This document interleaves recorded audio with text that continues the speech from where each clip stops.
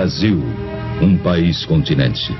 47%, quase a metade de toda a América do Sul. Um gigantesco país cujos pontos extremos, norte e sul e leste e oeste, distam mais de 4.000 quilômetros nos dois sentidos. Um país difícil, que em seu imenso território poderia colocar lado a lado toda a Europa, menos a União Soviética, a América Central, o Japão, a Tailândia, Israel, e ainda sobraria espaço. Este é o Brasil cuja história começamos agora a rememorar. Foi este país gigante, este Brasil de dimensões continentais, o cenário dos fatos que vamos iniciar neste momento. E que começamos a recordar na imagem de jovens que ainda eram crianças quando tudo aconteceu, ou de crianças que nem sequer haviam nascido quando tudo se passou. Dos que não puderam viver as experiências daquela época. E assim, a eles, aos jovens, aos que não viviam ainda, dedicamos principalmente este programa. Bem como a todos aqueles que aos poucos foram esquecendo os dramáticos instantes de 11 anos atrás. Quando o Brasil era outro, era o Brasil de ontem.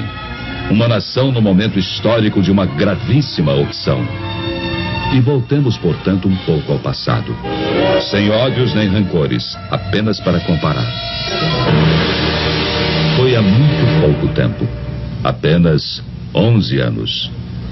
E o Brasil sofria uma de suas piores crises.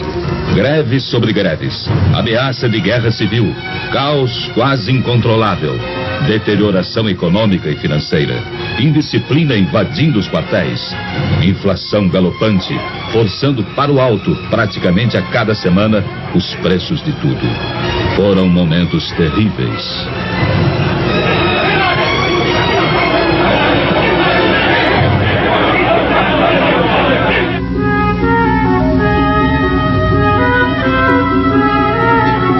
Naquela época, você podia ler a manchete de que era pedida a falência do Banco do Brasil.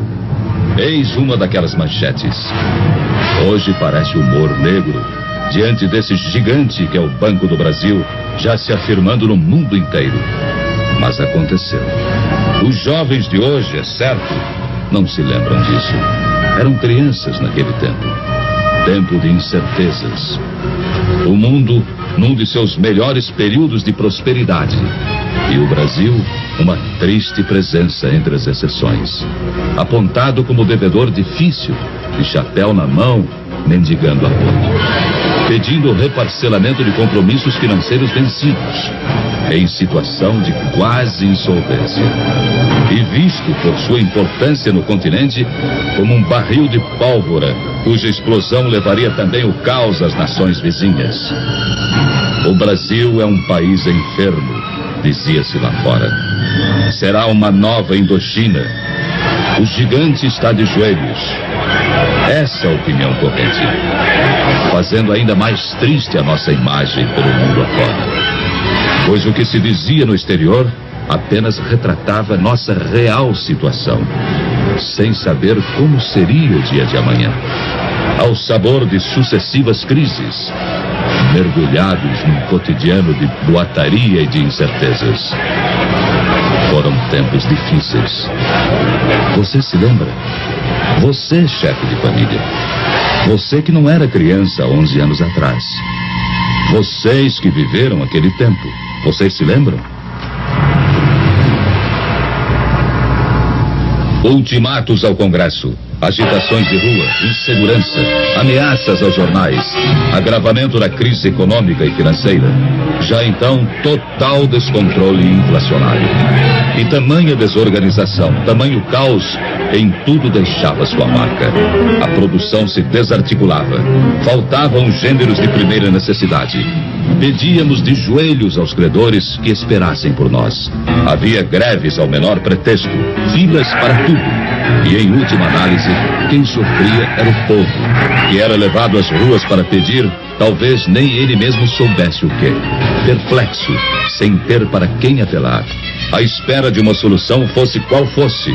E por pior que fosse, melhor seria do que solução nenhuma. pois aos poucos o país ia resvalando para o impasse final. Você se lembra? Facções extremistas ameaçavam entrar em choque e não faziam segredo da posse de arsenais e depósitos clandestinos de munição. Era o caos irremediável que chegava a passos largos. E sobre o caos brotavam já o suborno e a corrupção. Estava se armando o cenário para o capítulo final do drama. Um drama de consequências imprevisíveis e que ninguém na época poderia dizer ao certo como iria terminar. Pelegos, agitadores, bajuladores e adesistas, aventureiros e por trás deles o comando vermelho dos comunistas. E até gente séria, idealista, mas iludida. Havia de tudo.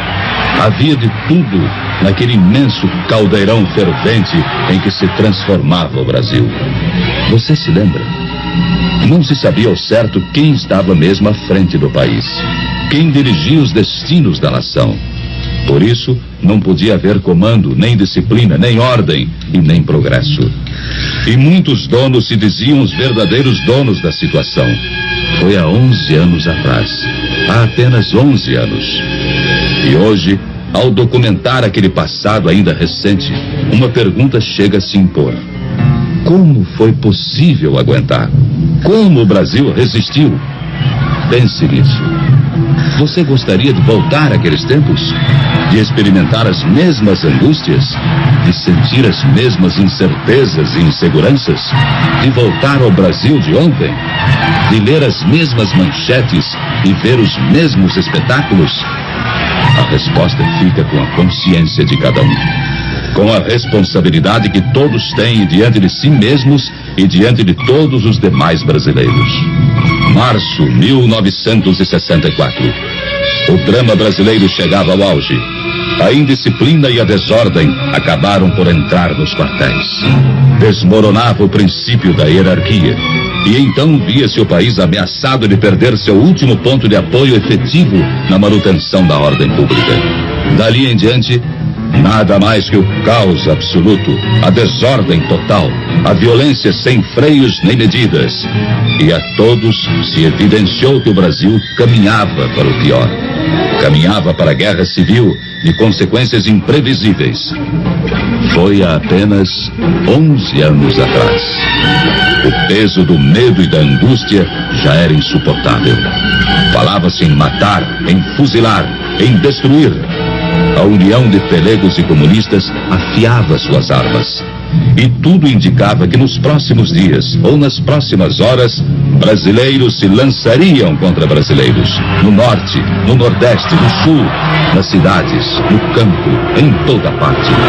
Você se lembra? Era o Brasil de ontem. O Brasil de 11 anos atrás.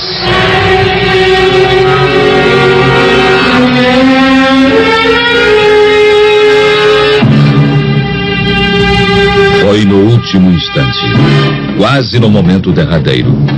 E quando o país estava à beira da guerra civil, quase em pleno caos, alguma coisa aconteceu.